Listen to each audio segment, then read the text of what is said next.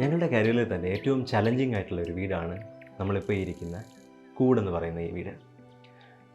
Prime ministers Awas യോജനയിലുള്ള fund ഉപയോഗിച്ച് ചെയ്ത ഒരു ബഡ്ജറ്റ് ഹൗസ് എന്ന് തന്നെ പറയാവുന്ന വീടാണിത്. 700 സ്ക്വയർ ഫീറ്റ് ഏരിയ ഉള്ള ഈ കെട്ടിടത്തിന് 3 ബെഡ്റൂമുകളുണ്ട്. 2 സെൻറ്റ് സ്ഥലത്തിലാണ് ഈ വീട് നിലനിൽക്കുന്നത്. മൊത്തത്തിലുള്ള ബിൽഡിങ്ങിൻ്റെ ഫുട് പ്രിൻ്റ് നോക്കുകയാണെങ്കിൽ 1 സെൻറ്റ് മാത്രമേ വരുന്നുള്ളൂ. ബാക്കി ഏരിയ ലാൻഡ്സ്കേപ്പിനും സർവീസസിനുമായിട്ടാണ് നമ്മൾ കൊടുത്തിരിക്കുന്നത്. ഈ വീടിൻ്റെ പേര് നമ്മൾ ഇട്ടിരിക്കുന്നത് കൂടെന്നാണ്. ഒരു സിംഗിൾ മദറിനും അവരുടെ മക്കൾക്കും വേണ്ടിയിട്ടാണ് ഈ വീട് നമ്മൾ ചെയ്തിരിക്കുന്നത്. നമ്മുടെ നാട്ടിൽ ഇപ്പോൾ ഉള്ള കാര്യങ്ങൾ നോക്കിക്കഴിഞ്ഞാൽ ഒരു ആർക്കിടെക്ട് ഡിസൈൻ ചെയ്ത വീടെന്ന് പറയുന്നത് ശരിക്കും ഇപ്പോഴും സാധാരണക്കാർക്ക് അപ്രാപ്യമാണെന്ന് തന്നെ പറയാം. അപ്പോൾ അതിനൊരു ചേഞ്ച് എങ്ങനെ കൊണ്ടുവരാമെന്നാണ് നമ്മൾ ഈ പ്രോജക്റ്റിൽ ശ്രമിച്ചിരിക്കുന്നത്. ഹരി പറഞ്ഞ പോലെ തന്നെ ഇതിൻ്റെ ബഡ്ജറ്റ് വളരെ കുറവായിരുന്നു. ഏരിയ അതുപോലെ തന്നെ വളരെ ലിമിറ്റഡ് ആയിരുന്നു. ഒരു 2 സെൻസിൽ ഇത്രയും ചെറിയ ബഡ്ജറ്റിൽ ഡിസൈൻ കൊണ്ട് എന്ത് മാറ്റം വരുത്താമെന്നാണ് നമ്മൾ ഈ പ്രോജക്റ്റിൽ ശ്രമിച്ചിരിക്കുന്നത്. ഒരു ചെറിയ ഏരിയയിൽ തന്നെ നമ്മൾ കറക്റ്റായി ഡിസൈൻ ചെയ്താൽ സ്പേസിൻ്റെ റെസ്ട്രിക്ഷൻസ് തോന്നാത്ത രീതിയിൽ ഓപ്പൺ അപ്പ് ചെയ്യാൻ പറ്റുമോ എന്നും, അല്ലെങ്കിൽ ലൈറ്റിങ്ങും വെന്റിലേഷനും കൊണ്ട് എന്ത് മാറ്റം വരുത്താം, ഇങ്ങനെയുള്ള കാര്യങ്ങളാണ് നമ്മളിപ്പോൾ പ്രധാനമായിട്ടും ട്രൈ ചെയ്തിരിക്കുന്നത്. അതുപോലെ ഈ ഒരു പ്രോജക്റ്റ് യാഥാർത്ഥ്യമാകാൻ ഒരുപാട് ആൾക്കാരുടെ ഹെൽപ്പ് ഉണ്ടായിട്ടുണ്ട്. ഒരു ചെറിയ ബഡ്ജറ്റിൽ നിന്ന് പ്രൈം മിനിസ്റ്ററിൻ്റെ ഫണ്ടും അങ്ങനെയുള്ള അവരുടെ ചെറിയ സേവിങ്സും അതിൽ നിന്നൊക്കെയാണ് പ്രോജക്റ്റ് തുടങ്ങുന്നത്. പിന്നീട് ഒരുപാട് ആളുകൾ ഇതിലേക്ക് സ്പോൺസേഴ്സായി വന്നിട്ടുണ്ട്. ഒരു ഓപ്പൺ പ്ലാനാണ് നമ്മളിവിടെ ചെയ്തിരിക്കുന്നത്. ഈ വീടിൻ്റെ താഴത്തെ ഫ്ലോർ നോക്കുകയാണെങ്കിൽ കിച്ചൺ ഏരിയ, ലിവിങ്, ഡൈനിങ് എല്ലാം കൂടെ ഒരു ഒറ്റ സ്പേസാണ്. അതിൽ തന്നെ ഒരു വാൾ കംപ്ലീറ്റ് ആയിട്ട് നമ്മൾ ഗ്ലാസ് കൊടുത്തിരിക്കുകയാണ്. ഓപ്പണബിളായ ഗ്ലാസ്. അപ്പോൾ അതിലൂടെ കാറ്റും വെളിച്ചവും വരും.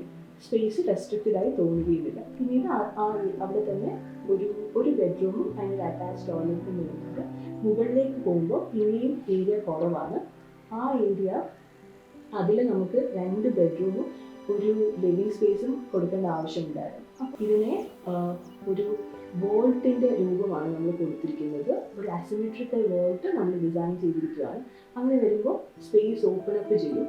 കുഞ്ഞു മുറികളായി തോന്നാത്ത രീതിയിൽ ഒരു വിശാലമായ ഏരിയയിലേക്ക് കയറുന്ന പോലെ തോന്നും.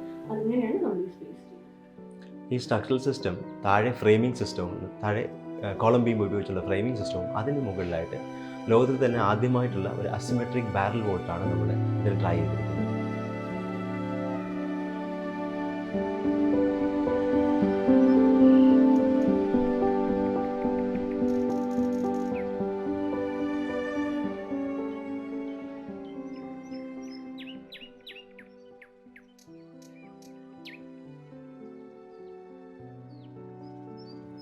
അസിമെട്രിക് ബാരൽ വോൾട്ടുകൾ ഗോത്തിക് ചർച്ചസിൽ അല്ലെങ്കിൽ യൂറോപ്യൻ ചർച്ചുകളിലൊക്കെ കണ്ടിട്ടുള്ളതാണ്.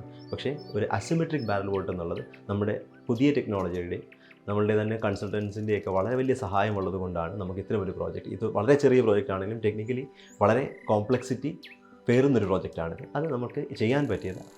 കളർ പാലറ്റിലേക്ക് വരുവാണെങ്കിൽ ഒരു എർത്തൻ പാലറ്റാണ് കൂടുതലും വരുന്നത്. മഡ് ഫിനിഷസും എക്സ്പോസ് കോൺക്രീറ്റ് ഫിനിഷസും ഒക്കെയാണ് വരുന്നത്. പിന്നെ തടി വരുന്നിടത്ത് അതിൻ്റെ ന്യൂട്രൽ ടോൺസ് ഉണ്ട്. ലാൻഡ്സ്കേപ്പ് ഡിസൈനിലേക്ക് വരുമ്പോൾ നേരത്തെ പറഞ്ഞ പോലെ തന്നെ ഇതൊരു വളരെ ചെറിയ ഏരിയ ആയതുകൊണ്ട് 2 സെൻസ് ആയതുകൊണ്ട് ഒരു കോമ്പൗണ്ട് വാൾ സാധാരണ രീതിയിൽ കൊടുക്കാൻ ഒട്ടും പറ്റുമായിരുന്നില്ല. അതുകൊണ്ട് തന്നെ നമ്മൾ ഈ വീടിന് സ്പെസിഫിക് ആയിട്ട് ഒരു ലാൻഡ്സ്കേപ്പ് കമ്പോണൻറ്റ് ഡിസൈൻ ചെയ്തിരിക്കുകയാണ്. അതൊരു കർവ് പ്രൊഫൈലുള്ള എക്സ്പോസ്ഡ് വോളാണ്, ഒരു അരഭിത്തി പോലെ ഒരു സംഭവം. ഈ കൂടെന്ന് പറയുന്നത് ഒരു സമൂഹത്തിൻ്റെ തന്നെ ഒരു കോൺട്രിബ്യൂഷൻ എന്ന് വേണമെങ്കിൽ പറയാവുന്നൊരു വീടാണ്.